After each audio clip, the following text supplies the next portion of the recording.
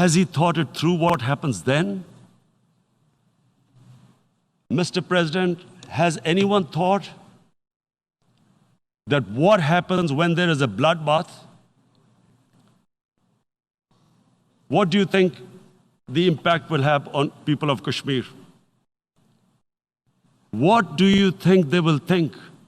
The way they have been boxed in their houses, treated like worse than animals, no rights.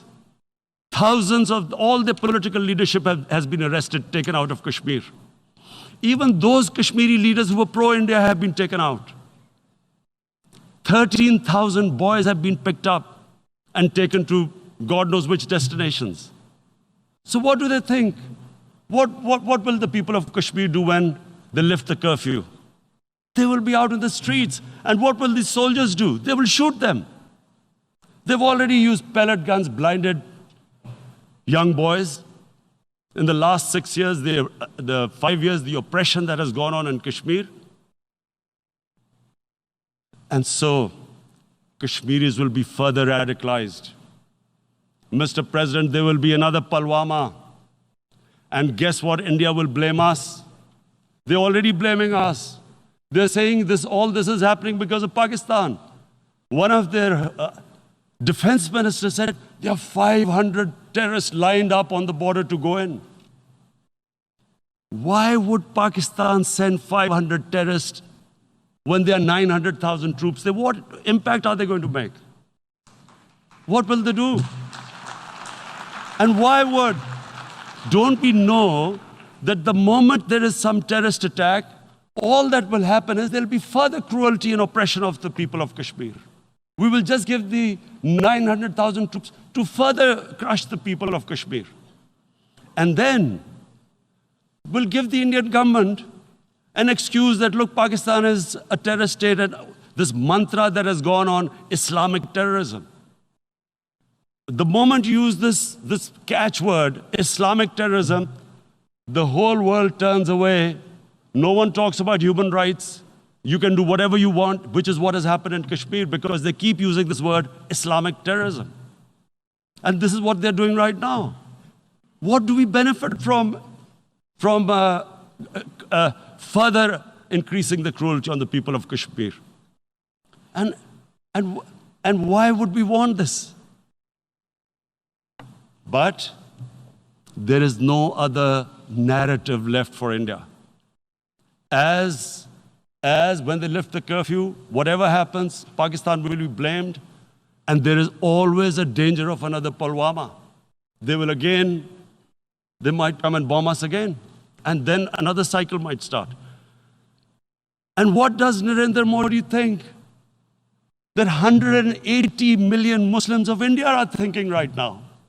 Aren't they watching these Kashmiris stuck inside for 55 days they've been stuck in? Aren't they watching? What do you think? Don't you think that the Muslims will be radicalized in India? And I am talking about 180 million people. And when they get radicalized, there will be some incident in India somewhere down the line. Again, we will be blamed. And I'm warning you right now, again, we will be blamed. And Mr. President, what about 1.3 billion Muslims who are watching this? And they know that it is only happening in Kashmir because they're Kashmiri Muslims.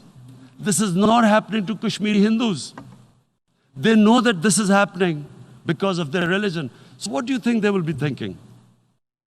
What do you think the Jewish community would think if they were, forget 8,000 Jews stuck like this?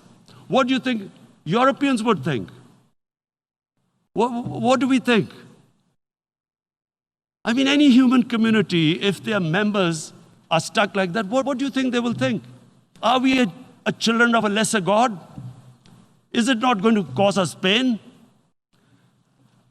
And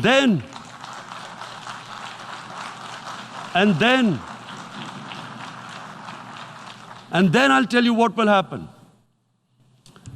People will, in the 1.3 billion Muslims, someone will pick up arms. I know We've been brought up with films, Western films. This good, decent guy doesn't get justice. He decides to pick up a gun and start seeking justice. There was a film made in New York, famous film called Death Wish.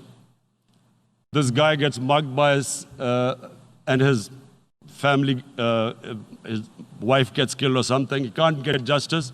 He picks up a gun and he goes around shooting muggers. And the whole cinema cheers him on.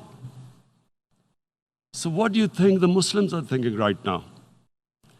If there is a bloodbath, there will be Muslims becoming radicals, not because of Islam, but because of what they will see, that there's no justice when it comes to Muslims. There were Rohingya Muslims, Myanmar, who are, God knows, almost 1 million people out, ethnic cleansing. What was the response of the world community? So what do you think will be the response of 1.3 billion Muslims? I picture myself. I'm in Kashmir. I've been locked up for 55 days. I have heard about, and there are rapes, Indian Army going into homes, soldiers. Would I want to live this humiliation? Would I want to live like that?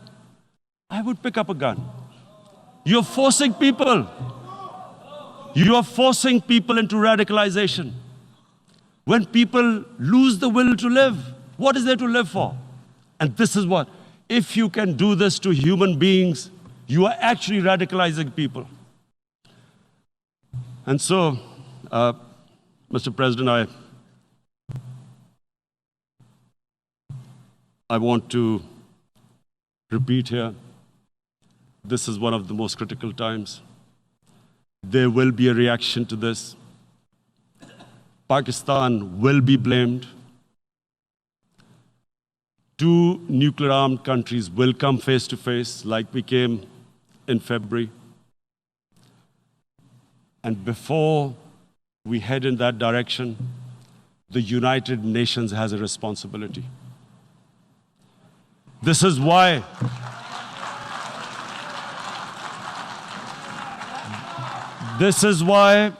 the United Nations came into being in 1945. You were supposed to stop this happening. I feel we are back to 1939, Munich. Czechoslovakia has been taken, annexed. What is the world community going to do?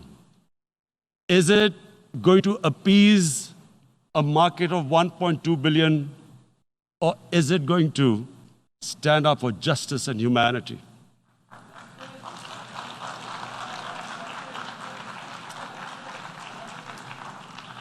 If this goes wrong, you hope for the best, but be prepared for the worst.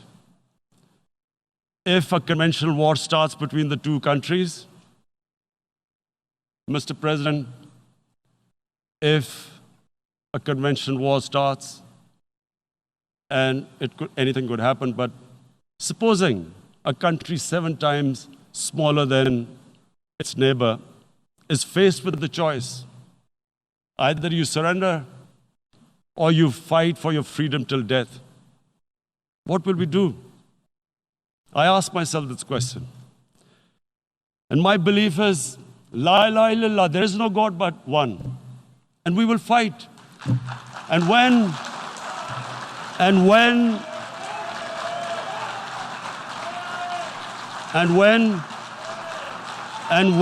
a nuclear-armed country fights to the end, it will have consequences far beyond the borders. It will have consequences for the world, which is why I repeat I'm here. Because I'm warning you, it's not a threat. It's a fair worry that where are we headed? And I've come here to tell the UN, you've got to, this is a test for the United Nations. You are the one who guaranteed the people of Kashmir the right of self-determination. They are suffering because of that. And this is the time.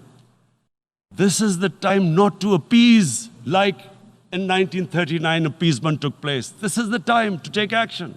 And number one action must be that India must lift this inhuman curfew, which has lasted for 55 days.